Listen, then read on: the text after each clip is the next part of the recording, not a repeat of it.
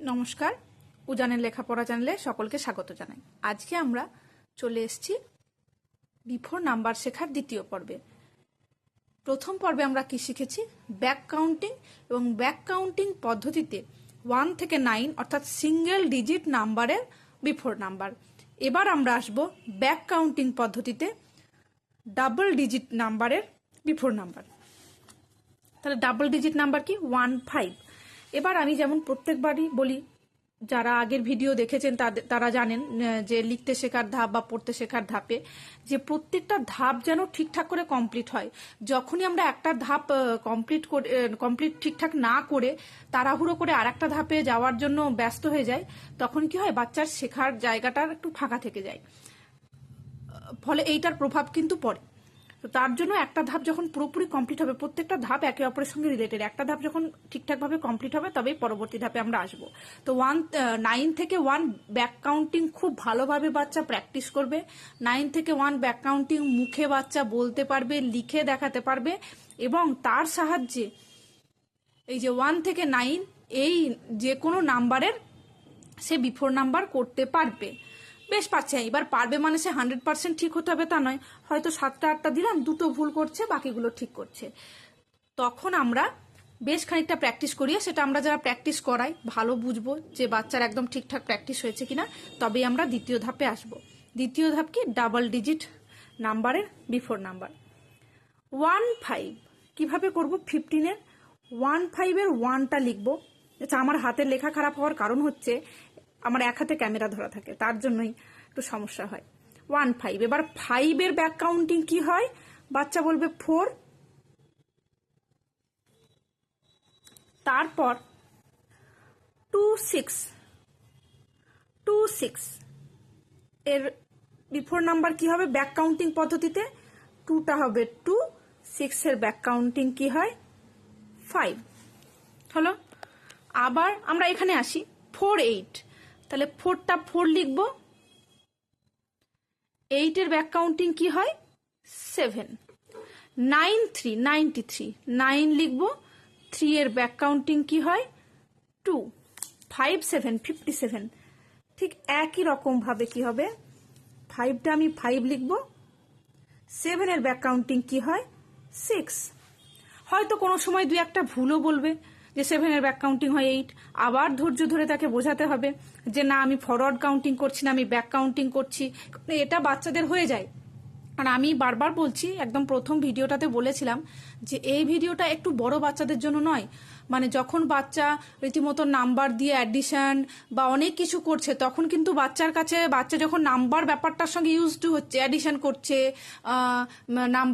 Number names লিখছে, 3 ডিজিটে পৌঁছে গেছে, তখন কিন্তু বাচ্চা চট করে, যেহেতু তার কাছে নাম্বার ব্যাপারটা ইউজ টু হয়ে গেছে, তখন কিন্তু সে চট করে বলতে পারে। কিন্তু আমি এই ভিডিওটা তাদের জন্য দিচ্ছি যেসব ছোট বাচ্চারা সবে নাম্বার শিখেছে এবং আফটার বিফোর করছে, ফলে তাদের কিন্তু একটু ভুল হবে। তো সেটা একটু বসে বারবার তাকে মনে করিয়ে দিতে হবে। 3, 2 32। 3, 2-এর ব্যাকওয়ার্ড কাউন্টিং হয় 1। 8, 4 84। 8, 4-এর ব্যাকওয়ার্ড কাউন্টিং হয় 3। 6, 9 69। 6, 9-এর ব্যাকওয়ার্ড কাউন্টিং হয় 8।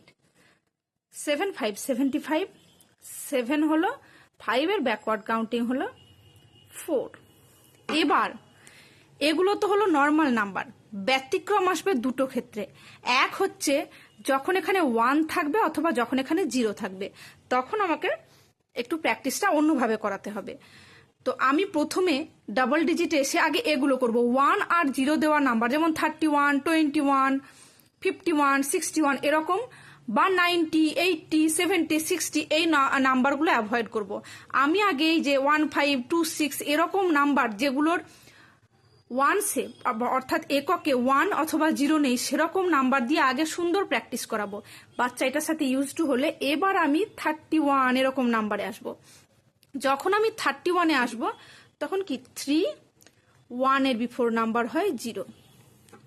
41, 4, 1-এর বিফোর নাম্বার হয় 0, বা 1-এর ব্যাক কাউন্টিং হয় 0। এটাও আমি বলতে পারি যে 1 থাকলে ব্যাক কাউন্টিং হয় 0, এখানে 1 থাকলে ব্যাক কাউন্টিং হয় 0। এটা বারবার প্র্যাকটিস করাতে বুঝে যাবে। এইবার আসবে 90, 20 30, 40 এগুলোর ক্ষেত্রে আমরা কি করব? বাচ্চাকে ওই জায়গাটা প্র্যাকটিস করানোর পর আমরা আসব এই ক্ষেত্রে যে আগে শুধুমাত্র একটা ডিজিট পাল্টাচ্ছিল, যখন আমার 0 দেওয়া নাম্বার আসবে অর্থাৎ 90, 80, 20 দুটো ডিজিটই পাল্টাবে। 9 এর বিফোর নাম্বার, এতদিন আমরা 9টাকে 9 লিখে দিচ্ছিলাম আর পরের যে ডিজিটটা থাকছিল তার বিফোর নাম্বার করছিলাম। 0 দেওয়া নাম্বার থাকলে দুটোই পাল্টাবে। 9 এর বিফোর নাম্বার হবে, তখন কিন্তু প্রথমটার বিফোর নাম্বার হবে 8 আর 0-র বদলে 9 বসবে। আর একবার দেখায় 80, এটা বাচ্চাকে বারবার প্র্যাকটিস করাতে হবে। 80, 0 আছে মানে কি দুটোই চেঞ্জ হবে। 8 এর ব্যাকওয়ার্ড কাউন্টিং হয় 7, 0-র বদলে বসবে 9। 20, দুটোই চেঞ্জ হবে যেহেতু এই যে 0 আছে। 2 এর ব্যাকওয়ার্ড কাউন্টিং হবে 1, 0-র বদলে বসবে 9। আর এগুলো তো নর্মাল নাম্বার আমরা জানি। 5, 8 এর ব্যাকওয়ার্ড কাউন্টিং 7, 76, 7, 6 এর ব্যাকওয়ার্ড কাউন্টিং 5।